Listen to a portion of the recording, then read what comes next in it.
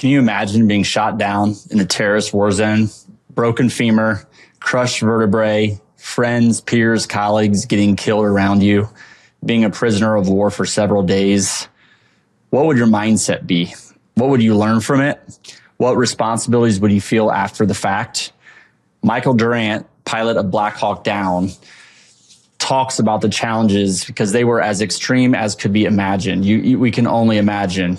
But the lens he took from all this is absolutely incredible. What lens are we taking? What lens are you taking from the challenges you're experiencing in your life?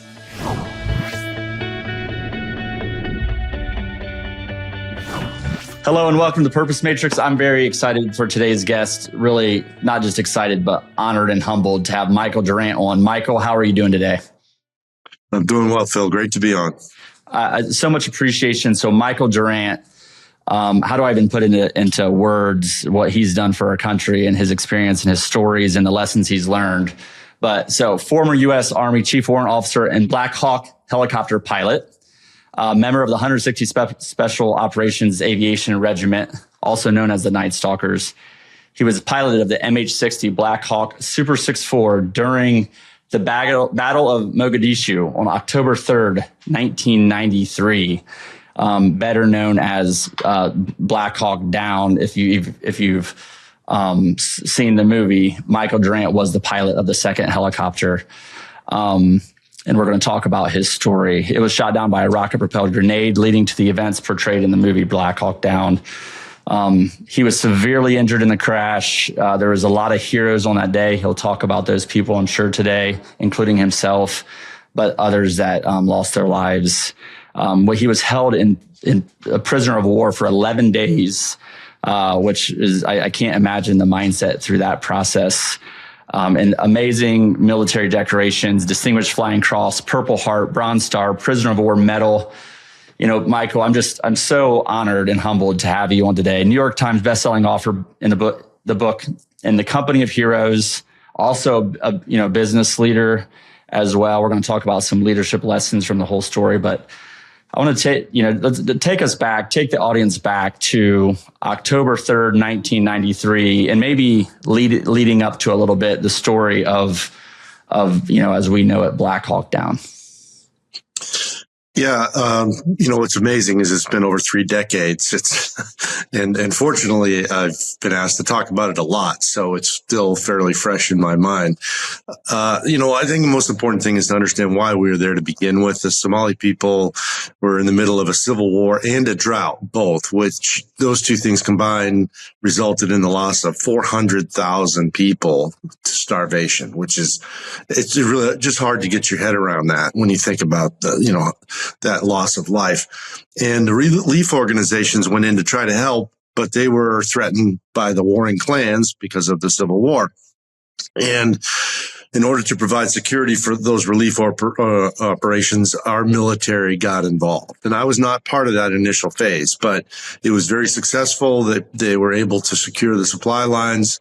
Food got to the people who needed it. And arguably, if it had stopped right there, this would have been considered, it would have been a footnote in history, but it would have been considered a very, very successful mission because no losses were taken and the mission was accomplished. And that's really what we're always after.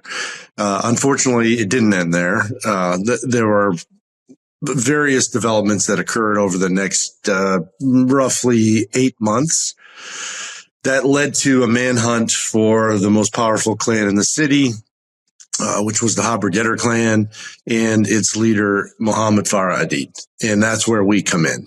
This is the nature of a mission in these special operations unit is to capture people. For example, the recent Maduro capture, all the same units were involved in this operation as we're involved in that one. So we rehearse, we're ready, we deploy. And initially, the mission is just to capture Adid, but it's very difficult when you don't have good intel. Intelligence is key because you have to know where these people are. And they never really got a good bead on Adid himself. He knew he was being chased, so he started hiding and he started doing various things to make it difficult to track him down. And we didn't have good intelligence in the city, unlike many other current locations where we have really accurate and thorough intelligence. We did not for Somalia. So the mission shifted to capturing members of his hierarchy, senior leaders within his organization. And we successfully captured almost 30, actually, of the 50 that we were asked to apprehend. But on the 7th mission, the Somalis had started to use some counter tactics that essentially, it's not unusual for any adversary to evolve. In fact, it's almost always the case. And whether you're playing a game or you're in the military or in business, if you stay static and continue to repeat the same thing, your adversary is going to gain an advantage over you. So we were not doing exactly the same thing, but there's only so many ways you can put people on the ground on a target in a city. So they started to make some observations and change their tactics. And the biggest change was they started to fire these rocket propelled grenades, which is a primitive weapon. It's not very sophisticated, but that also makes it hard to defeat because it doesn't emit a signal. We can't jam it. It's not, I mean, it's essential. It is a grenade on the end of a rocket. You point and shoot, and there's no indication that it's coming. So against helicopters that are in the target area, it's highly effective. And on that day, as a result of their change of tactics, they fired, their estimates are 125 RPGs at us on the whole mission, not just me. And so that resulted in some success. In fact, 5 aircraft were shot down, and mine happened to be the one that was most isolated and the only one that was completely overrun by the enemy. And in the process, everyone but me was killed in the firefight. Adid wanted a prisoner. And so someone on the ground at what we call Crash Site 2, which is mine, recognized that I was still alive and got the crowd under control and captured me. So first of all, there's a lot there, and we'll come back, I think, to some of the leadership lessons that you talked about. So I saw you recently speak at an event, and you talked about that. But I want to take us to Crash Site 2 a little bit, and the circumstances, the heroes that came in as well to try to save lives. Just talk us through, to the best you can, not just what was happening there, but I want to kind of talk through the different phases of this and your mindset. And in your mindset, in this moment, the chopper goes down and, just the firefight, the Somalis surrounding you. I mean, just trying to put anyone trying to put themselves in this situation, it's really just incomprehensible. But what are you thinking during this time? When you fly, even in combat, you have to have this, I don't want to call it, I don't want to describe it incorrectly here, but there's a phrase we use, big sky, little bullet, meaning, that we're not invincible, but it's highly unlikely that we are going to be hit because it's just hard to hit a helicopter on the move. So in terms of our, my mindset going in, I don't think there's very much of a chance that I will be shot down. And I think that's true of most pilots. If you're worried about being shot down, then you're probably not in the right mindset to execute this kind of a mission. I mean, you have to have the confidence that you're going to be able to pull this off and, get out of there. But when the RPG hit the aircraft, it blew the tail rotor off, not instantaneously, but within a few seconds. And that is a horrible situation in a Black Hawk. A Black Hawk is what we call a single rotor helicopter. It has, one main rotor and a tail rotor. And the tail rotor keeps the aircraft from spinning. It's sort of like a tail on an airplane that keeps it pointed forward and more so in a helicopter because you have tremendous torque being created by the rotation of the rotor blades and the engine, the drive that's coming from the engines. So when the tail rotor goes at low speed and low altitude, there's not really too many situations that are worse than that. And because you can't dive out, you can't get the spin under control without shutting the engines off, which is obviously horrible. It seems like it would make it even worse, but it stops the spin and then you fall from the sky. So we did stop the spin. I was flying. And again, you're just doing what you've been trained to do. And that's why training is so important. Whether it's in commercial aviation or military aviation or any high, demand task like that, the more muscle memory you can build up, the better, because things are happening so quickly. You don't have a lot of time.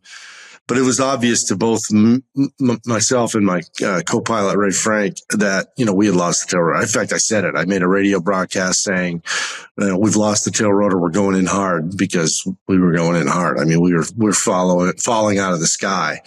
And, there's this thing called auto rotation, if there's anyone out there that knows anything about helicopters. But at low speed, and especially a dual engine helicopter like a Black Hawk, doesn't auto rotate very well. And, we were not in a profile where we could initiate a true auto rotation. So we hit the ground really, really, really hard. I don't remember hitting the ground. And again, I don't know if that's typical of a high impact, crash. But I have no memory of it whatsoever. I remember spinning, but that's it. And then, again, these aircraft are designed with safety features just like, the cars of today, right? Crumple zones and all that. We have crash attenuation, it's called, in the landing gear and in the seats. So it absorbs a lot of the G forces, but we still hit so hard that my femur broke in half on the edge of the seat. My vertebrae were crushed. And one thing I didn't know, a compression fracture is the bones are getting smashed, not the discs. The discs actually are displaced and the bones hit each other. And it was fairly young. I was 32. So when your discs are soft like that, they will displace and then they'll come back. But in the meantime, the bones are crushed. So, these are really severe injuries. I was knocked out. Ray, similar injuries, although he didn't have a femur fracture, lower leg fracture. But he was able to get out of the aircraft. I was not. It's hard to sort of contort yourself to get around the flight controls, even when you're healthy. So with a broken femur and a broken back, there's no way. So I just decided I would fight it out from the seat. I had a weapon in the cockpit and I moved some debris out of the way so I could see. And we think that might be what, the two Delta Force commandos who were on board, they were the last operators, we call them operators, soldiers on an aircraft. And they flew over my crash site and they saw movement on the ground. They made a request to be put in. And, think about it. This is the moment to me that you have to imagine what would you do if you were them, right? We know each other. We're not close friends, but we know each other. And you see survivors at a crash site that is surrounded and about to be overrun by literally hundreds of enemy. Who has the courage to say, I want to go in. You're not asking me to go in. I'm asking you to let me go in. And they're denied initially. And then ultimately there's a discussion between them and the leadership.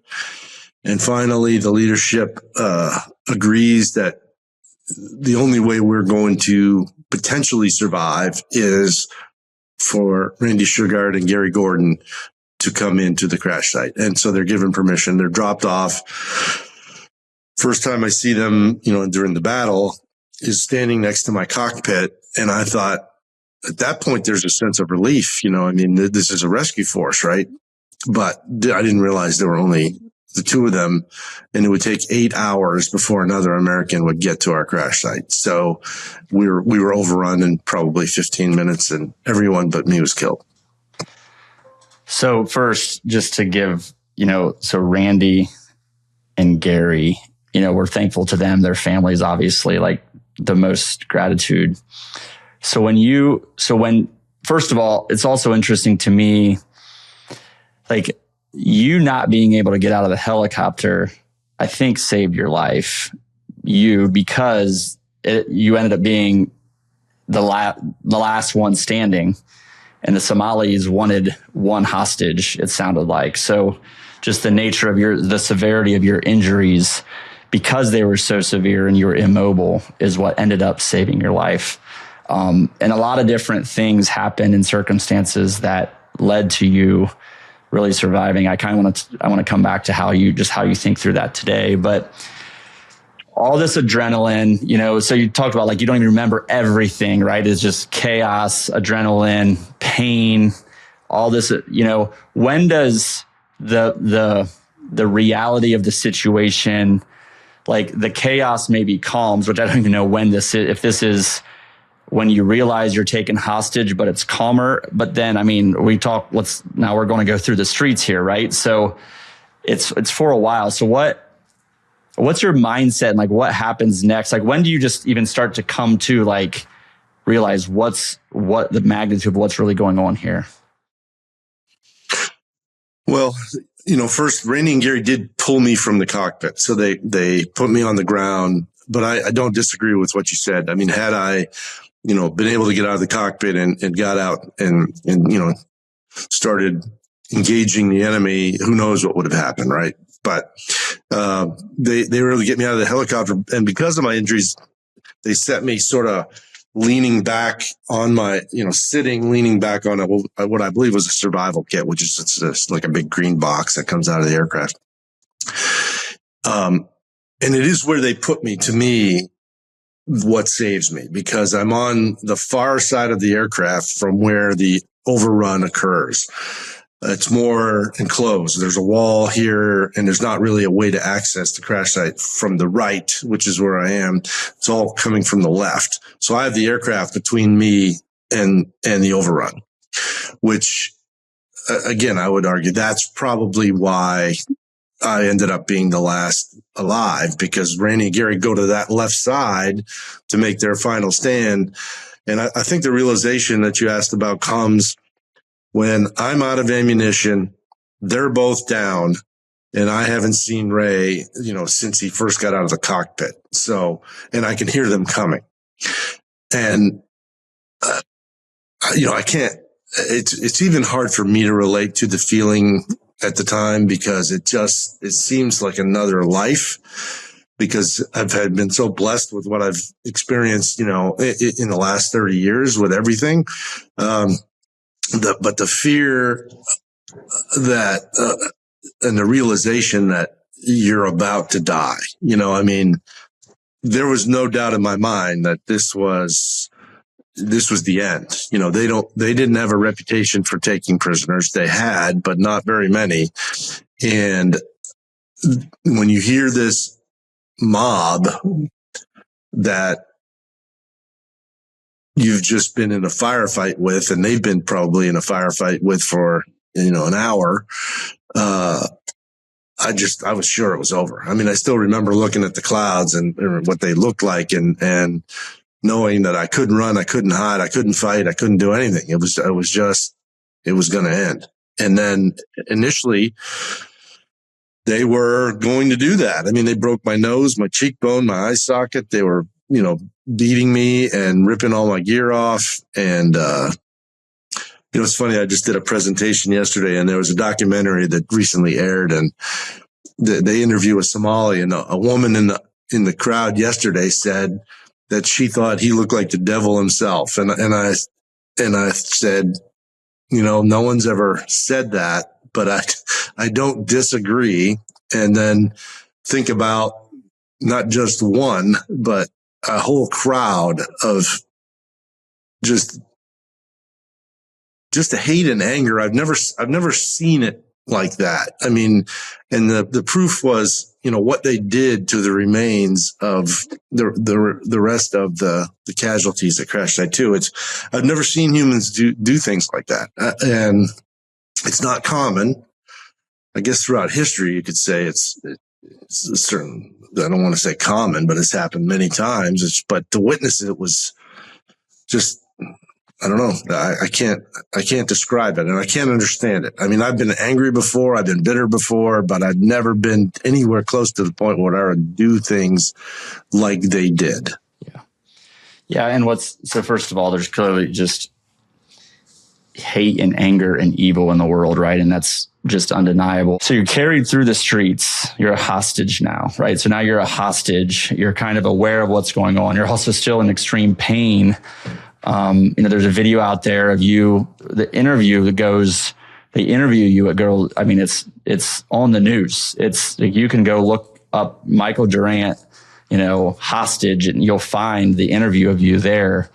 There's also recording of U.S. forces coming to say that they're going to get you. So just talk through that POW experience, the path there and that POW experience and your thought process and just feelings. And I mean, the best you can now, decades later, of what that was like. Right. So, I think it's important to understand how we as a nation changed our mindset regarding prisoners of war post-Vietnam. We created, and there was training before, but it wasn't anywhere near what it is today. Now it's a dedicated training force or a dedicated training course that, at the time that I went, high risk personnel would go to in the Army. And, only our unit at the time, from an aviation perspective, out of all the Army, which is gigantic, went. And so I end up being the first person to go through that course to be held by the enemy. And it's part of the Special Forces qualification course. We participate in that phase with all of the folks that are in Special Forces qualification. And so it's sort of the test case for whether or not that training worked. And I will tell you, it worked perfectly. They teach you how to respond to questioning. They teach you, basically how to keep your attitude as positive as it can be. And it's pretty hard to be positive when you're in a situation like that. But, there's some theory that a lot of people who endure long-term captivity die because they just give up. They're just emotionally can't sustain themselves. And I'm not here to say that my 11 days compares to 5 years or 7 years. It doesn't, right? But I benefited from the training and I tried to apply all the things that they had taught me in that training. And, my critique back was it's all perfect, except that training at the time was more a prison camp, sort of based on, what had happened in Vietnam and prior conflicts. And that really doesn't happen today. I mean, we don't, the last person held in a prison camp was probably Vietnam. I mean, it's American. So I don't know if they've tweaked the course, but that was my only feedback to them. But everything else was dead on. And, I can't tell you that I flipped a switch that said, hey, the battle's over. Now I'm trying to survive. But the mindset certainly changed, realizing I have no weapons left. I mean, initially I had no ammunition left. Now I have no weapons. I have no gear and I'm in their hands. And I can only do what they taught me to do in that training. And it works. And, again, I have that training to credit. I have a lot of things to credit. I mean, the people that designed the Black Hawk that helped me survive that crash, the crew chiefs that maintained it, the Gary and Randy for certain, everything, just all this series of things that if any of them don't work as advertised or people don't do their courageous acts, then I'm not here. So there's a lot of things that go into my survival. But, you were talking about the streets. To be carried through the streets with those injuries above a crowd, like a mosh pit from hell is what we called it in my book. Again, does anyone ever expect that is going to happen to them? It's like this thing just can't get any worse, and that's the moment where, I mean, I have a distinct memory of it. I left the situation. I was looking down on myself and, I don't think I was near death, but perhaps that is what the brain does when it's near death. I know the pain was off the chart. I mean, if you watch sports, you've probably seen people break a femur and the toughest of the tough. And that's just one of the injuries at this point, and so the pain was maybe the cause. I'm not sure. With the whole sports, like with an entire medical staff trying to save you, not quite the opposite in this. Yeah, not getting beaten and carried through the streets. Yeah. Yeah. And it became a compound femur fracture, which means that the bone went out the back of my leg at some point in that whole process, which is another miracle. I mean, for 11 days, I'm tossed around and carried, thrown in vehicles, and somehow that bone, neither end, ever nicks the femoral artery. Again, how does that not happen somewhere along the way? I didn't bleed a lot. I mean, I really didn't. I mean, it's a whole, you can still see it on my leg. It's about a little bigger than a quarter. But somehow it didn't cause any more damage. What day, and maybe you can repeat the words, U.S. forces were made aware, like knew you were hostage, right? So what was the feeling, at that moment? And the movie, has this explicitly in it, and it is, a true story. That part of it is very, very accurate. So what were the words, and what did that feel like? Yeah. So the reason I knew I was alive is that when I was interrogated, it got, brought. It was actually a CNN freelance camera guy covering the events in Somalia that the Somalis brought in to do the filming. And then he uploaded it to Atlanta, and they broadcast it. I think they said on 127 countries around the world within 15 minutes. And this is 30 years ago. Right. I mean, it's just mind-boggling. I think with the intent to embarrass the U.S., right? To just, hey, we're winning. We control this. Right. Again, go look for the video. It's out. You showed it when we were at the event. I've watched it since then too. So you can find the video. And it was aired, with worldwide 127 countries within minutes of the recording is unbelievable.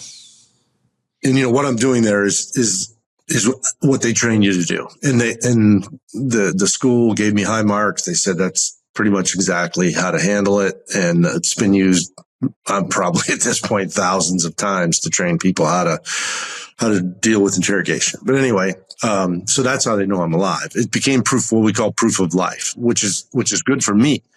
And the Somali plan kind of backfired. They didn't realize that, okay, now Americans know that we have a prisoner, which changes how they're supposed to deal with me if you comply with the Geneva Convention, which they probably don't care about, but it's proof of life, which is the main thing. So now they can start looking for me, because up until this point, all of us are missing in action. Because that video was shot within 24 hours. So at that point, we're all missing in action. And now at least they know one is alive. And in the end, it turned out that I was the only one. So they started to devise plans to figure out, where am I, right? Because just like the hunt for a deed, you can't prosecute the target if you don't know where the target is. So all efforts now are locating me. And we were carrying these survival radios, actually, that have unique identifiers. They were brand new. We were the only ones who had them in the Army, I think, at the time.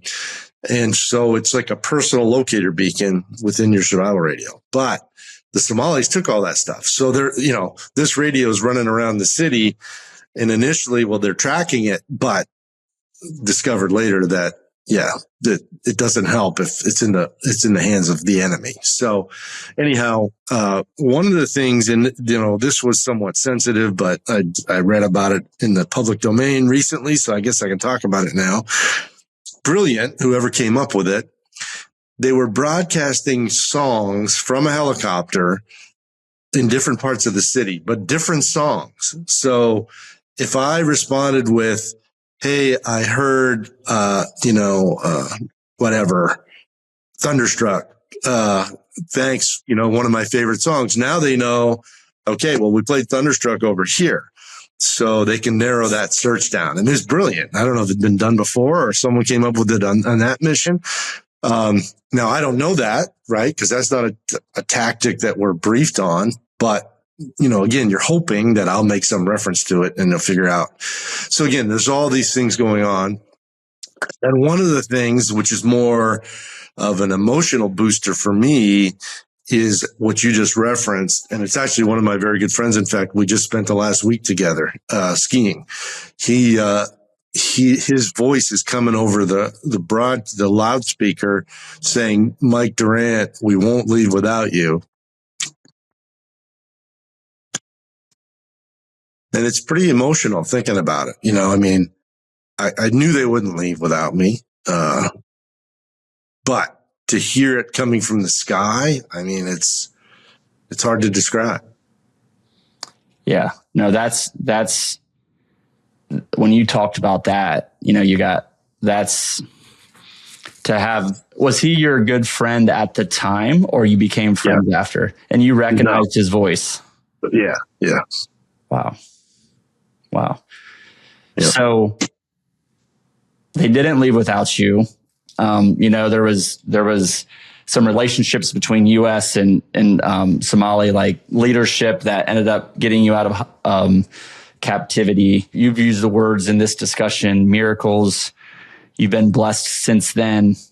There's like in my mind, and it's hard. And I want to be careful even how I say this, because, people that you were close to saved your life. A lot of people died, and you didn't. And there was miracles that led to that. How do you reconcile that? You got to, you lived, and what do you do with that? I don't even know I want to keep it open-ended, but you've 33 years, you've thought about this, why me? What do you make of that? Well, first of all, I try not to overthink it, right? I think people ask about survivor guilt. I've never felt that, and I don't know why. I'm not a selfish person. It's not like, at least I don't think I am.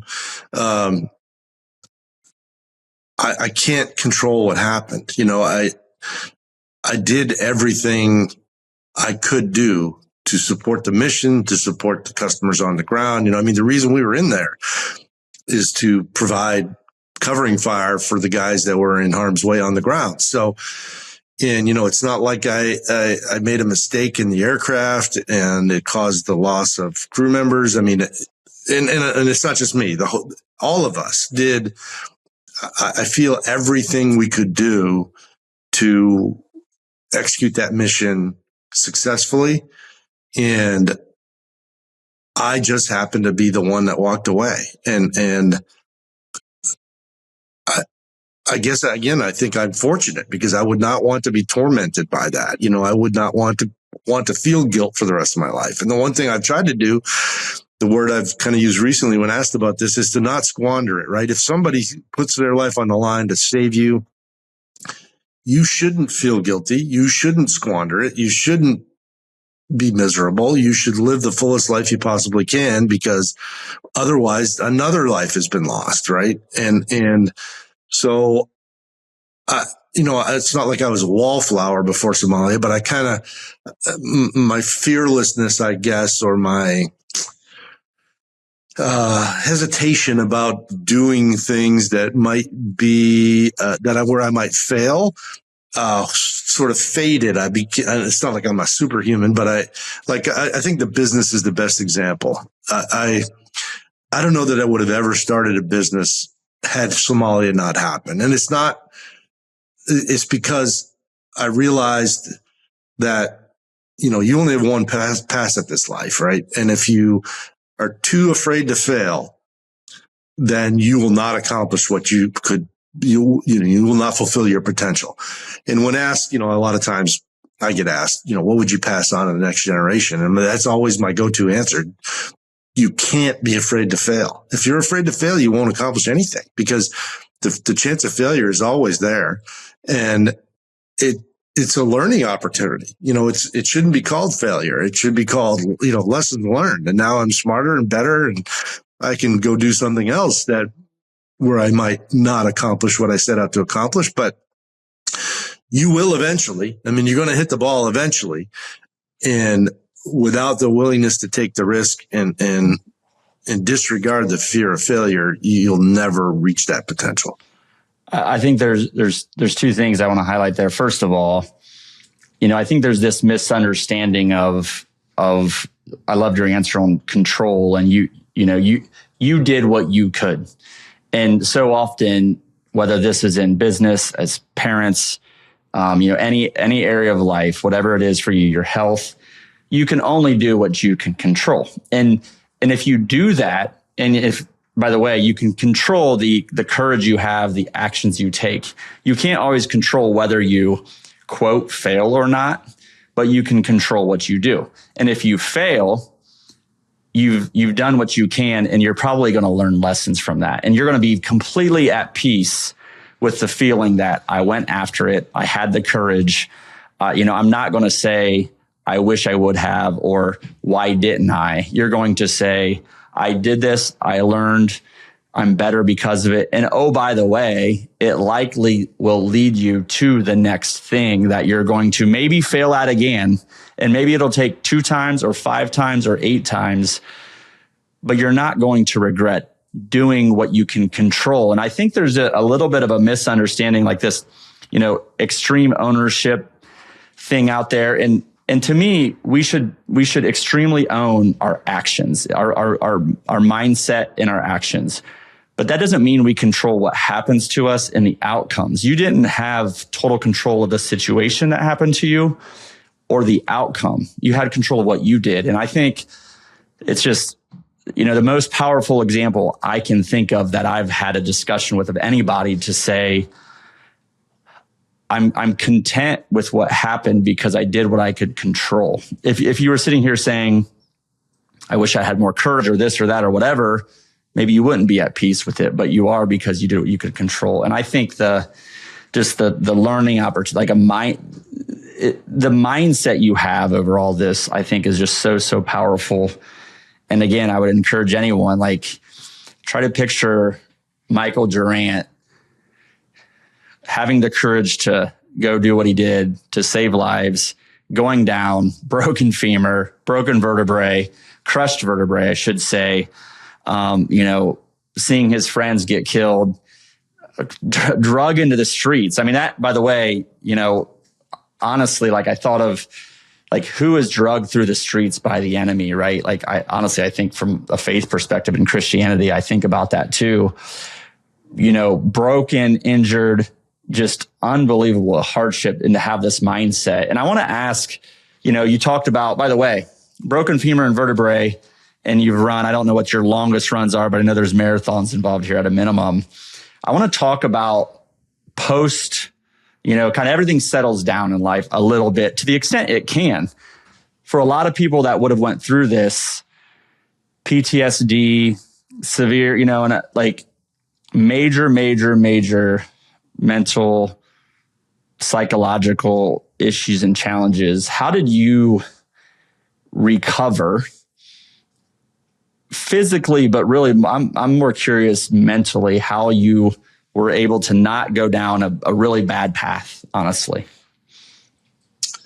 So on the recovery side, first of all, I had a lot of support. I talked to my leadership. I talked to my peers. I talked to my priest. I talked to my family, and I guess if I have a superpower, it is the ability to sort of extract the right pieces from the right places and not, disregard the ones that are not right. Because the end result is, as you implied, I don't think I have PTSD. I have grief. I mean, how could you not have grief when you've lost your crew, your friends? So I have grief, and it hits me every once in a while. I mean, it hit me during this discussion, but it's not constant. It's not every day. It's usually when I'm talking about it, something about a memory or whatever will bring back that grief. But that's just being human. If you don't experience grief, I don't know. I can't even relate to that. I think grief is healthy. Yes, it makes you feel better, right? Because it comes like a wave, and then it goes away, and you sort of feel better when it's over. But the recovery, I always talk about it in my presentations. I don't probably dedicate enough time to it because I'm usually asked to talk about leadership and organizational effectiveness and overcoming adversity and that kind of stuff. But to me, the recovery, which I came up with this, really almost 30 years ago, and I still believe this is the case, is there's 4 elements to it from my experience. The physical is obvious, which the things that we can do today to fix injuries like this is just amazing. As you implied, I've run a couple marathons, many halves since. And, we talked about skiing. I've skied 22 days this winter already. I've climbed 14,000 foot mountains, and coincidentally, 22 of those also. It's just amazing to me. Did you do Mount Ontario by any chance?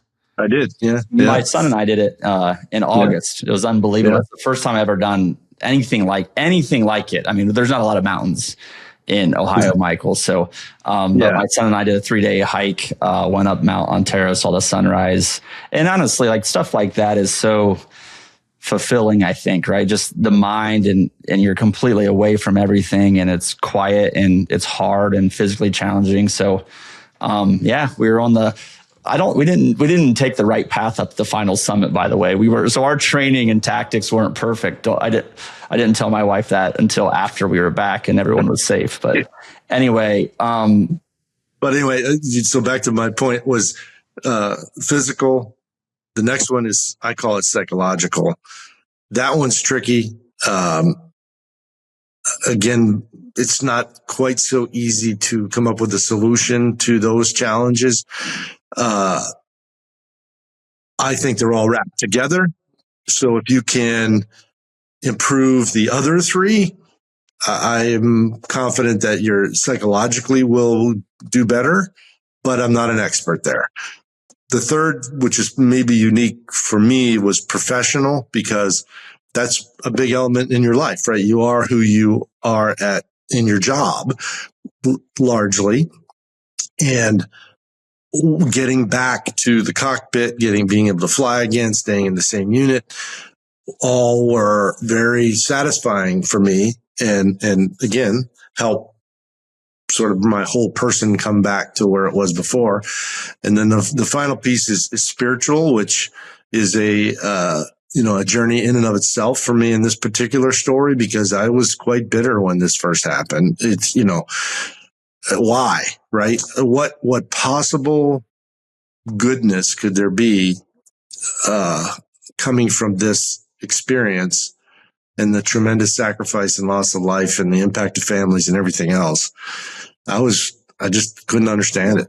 And I still don't really understand it, but I've come to learn that it's God's plan. It's not my plan. There's a reason for it. And, will I ever know? I probably not, but I have theories. But those are human theories, not divine theories. Right. I think you'll know in a long, long time from now in another place, perhaps. But yeah, his ways are not our ways. And it's hard, I actually had a discussion with this about a buddy over the weekend, but it's really hard. You've connected some dots now, right? Some things maybe make sense, but there's so much that you just, as humans, you on this earth, you'll never be able to comprehend the why of it. And I think that's where spirituality and faith, you just got to trust that there is a plan, right? And and also that you got to be content not knowing it. The physical, psychological, professional, and spiritual. I think at the event we're at, there was another exercise, and I just feel like these things are so dependent on each other, in my opinion. And I think psychological, by the way, as I just had this thought, I think that is the most dependent one on the other 3. If For you're sure. healthy on the others, then mentally, psychologically, you can be healthy. If you're just like, I think it's hard to be only psychologically and mentally healthy without the other three. I would also say as a man of faith as well, that spiritual is probably the most impactful on the other three. And the other three are so dependent on that. And I just think for, like what we have, the purpose matrix, but like if you're out of balance on any of those, I think you need to think about that and understand not just what can you do differently, maybe what is your purpose for the different areas of these, but also like really dig into, like Mike has, how these different areas of life impact each other, because there's so much dependence. Like I don't think it's balance. It's not one or the other. To me, it's alignment. And these four things need to be in alignment and support each other. So, I appreciate you sharing that. I want to, your leadership talk, on one hand, I want to go for another 2 hours, but I want to be respectful. But the number one thing on leadership lessons here, if we talk about that a little bit too, is you talk about people and leadership. And one thing that stood out too, like we have a team, but as leaders, the medium level manager, and like the comment, these are all from lessons from the Somalia, the whole experience, but the commander in the field is always right. Training, you heard him talk about training, planning. Just tell us, talk about people and leadership just for a minute here and help us, from your experience and lessons, tell us how we should think about that. So, when I talk about organizational effectiveness, I always put people first, because people and culture, I've actually sort of tied those two together now, because you need them both and they have to be, aligned. And I think that's what makes these special operations units so capable, is that there is a robust process to find the right people and then integrate them into the culture where everybody, I'm not going to say we're robots and we're all thinking exactly the same, but it is, you're like-minded. You're committed to the mission. You're committed to fulfilling your role. You think about the great coaches in sports and they talk about do your job, right? And those teams tend to do better. Everybody has to understand what their role is in the organization. And if they're committed because they're buy into the culture, and they're proficient because they're good people, then that's where the magic happens, right? So that's number one. Leadership, I always put two, and I know, you could argue, well, it should be, but I don't think it is number one. I think it is number two, but it's critically important. What I like to highlight is a lot of people who don't study leadership, when you say the word leadership, they probably think of the org chart, right? They think of the CEO, and that to me is not where the real leadership has an impact. The real leadership has an impact at the lowest level in the organization. Your peer, who's the first person you interacted with when you got this new job, that's where the impact is going to happen, because they're the ones that have to sort of, get you integrated into the culture. If they're not bought in and they're not committed to the mission and they don't align with the culture, then you just became another problem. So that to me, in the military, which is why we have the chain of command, and which is why when you think about squad leaders, platoon leaders, and when you talk about from an Army perspective, that's where the critical leadership role exists. Yeah, the commander's important. The commander's got to set, the strategic and long range and macro objectives. But the real difference maker to me is that squad leader, that person that's right there at the line. And the reference you made to the commander in the field is always right and the rear echelon is always wrong unless proven otherwise, is a quote that I like to repeat from Colin Powell. Actually, that's the source. And the point being, you can't second guess the people at the point of the spear. They're the ones that are in the fight. And again, I use the word in the fight, but again, if you think about it in a business perspective, they're the ones on the manufacturing line, or they're the interacting with the customer, or, right there where your organization's going to survive or fail based on that level. And you can't second guess them unless you can prove, hey, look, what you're saying, and it's not a, pushback. It's a collaborative. I hear what you're saying and I agree, and we're going to make that happen. Or I hear what you're saying, but maybe think about it this way, and you sort of, can negotiate them into a different position, but you can't just say they don't know what they're talking about. We're not doing that. That's not effective leadership. Right. And I think, the like first line manager, being the most critical. If you think about, first of all, a lot of times this is their first time in a management role. So the development, training, support, there's the highest volume of these leaders. They're in the field, they're seeing what's happening right in the field, whether that's at the customer, the contractors on the manufacturing line. And they're having a great impact, not just on the people they're leading, the 4, 5, 6, but the peers around them. There's a model of leadership there that from an organizational impact. And what I thought of it, Colin Powell's quote, we need as leaders in business, we need to arm those people so they're trained well to do their job effectively. We're never going to be able to have the capacity to do their jobs for them. We're never going to have the capacity to tell them everything to do, nor should we, right? We need to serve them, support them, train them, develop them, and then let them do their job. And I think that's, so important. And leadership, people, culture, if you're a leader in a company and you're not focused on those things, you're missing something. And so we can get so consumed in the day to day, but leadership, people, culture, and developing leadership, I think is so critical. Michael, I can't thank you enough again for, this time we got to spend together. I'm so appreciative for speaking at the event, for just getting your message out there. I think it's so important, but most importantly for your service, to the families that lost their loved ones' lives, for their service. We're so grateful. How can people, where do you want to direct people? In the Company of Heroes, get the book, watch the movie again. You've probably watch it again, and just really think through the understanding of that from whatever perspective, whatever context you're in right now, whatever you're going through in life, watch it with a different perspective. But where else would you want to direct people? Well, obviously that's those are certainly going to give everybody a refresh on the mission. I guess I just want to add one more thing about leadership. I was doing a talk to some young kids a long time ago, maybe 20 years ago. And these are elementary school kids, right?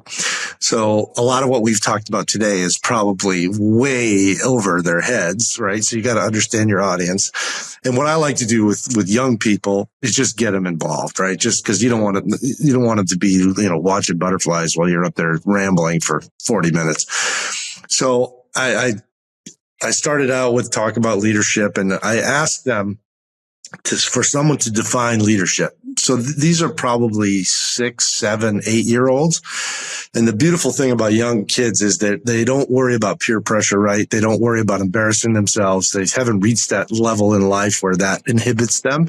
So this kid in the front row has got his arm like he wants to touch the ceiling. He's so bad wants to answer, right? So I point him out and I said, okay, what's your definition of leadership? And he says, responsibility. And I'm like, wow, I don't know if I could have come up with a better one-word answer. So this kid at that age already realizes that whether it's through his parents or his coach or his teacher or whatever, that it's responsibility. It's not about you. It's about your responsibility to do the things you just talked about, educate, mentor, resource, integrate culture to the people that you are leading. And it all boils down to one word, responsibility. And I just love that answer. I've always thought about that kid and I have no idea who he was, but fantastic. Well, and I think it ties so closely because I wanted to come back to this earlier is, Michael, you've had this, for whatever reason that, we won't know completely here on earth, but you now have this platform, this audience, this message. By the way, all the work you've done on yourself over the years to grow in the 4 areas of life that you've talked about also give, enable you to have an impact through your platform that you have. And you're taking that very seriously. You're taking the responsibility of that very, very seriously. And in your words, you're not going to squander that, right? And I think as business leaders, as business owners, we have successes, we have challenges, we have a platform, we have employees, we have customers. We have so many different ways as our vehicle. Even if you haven't started a business, but you're thinking about something, to go back to the fear of failure discussion, but you have this platform to have an impact, and don't squander that platform. Don't squander the opportunity you have to impact other people. Take the responsibility, embrace it. Don't feel sorry for yourself. Don't have build your mindset in the 4 areas of life around that. Don't squander it. Take ownership, take responsibility of that. Michael, you're doing that. Again, I'm so appreciative because you could have went in so many different directions. And, I'm just grateful again and honored to have you on this call, to have gotten to know you a little bit here. I'm so appreciative of your service. Thanks so much. It's been a pleasure. It's enjoyed talking with you.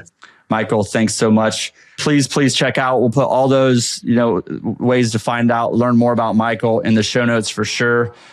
In the Company of Heroes, watch the movie Black Hawk Down. Michael's also, I think speaking and, helping with business and leadership, having an impact in a lot of different ways. So definitely check him out. For the Purpose Matrix, signing off.